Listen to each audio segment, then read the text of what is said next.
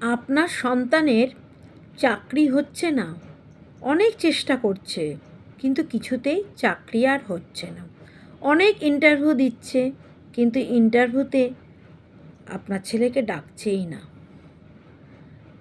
তো আপনাকে এই চাকরি পাওয়ার জন্য একটি বিশেষ টোটকা আপনাকে আমি বলছি।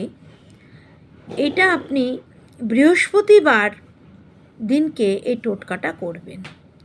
একটি তামার পাত্রে সর্ষে ভরে, হলুদ সর্ষে ভরে বৃহস্পতিবার রেখে দিন।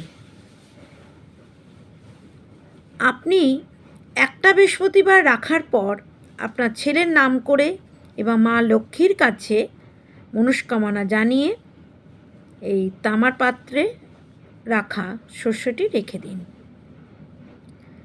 ঠিক 7 দিনের মাথায় আপনার ছেলের বা আপনার মেয়ের চাকরি হবেই হবে।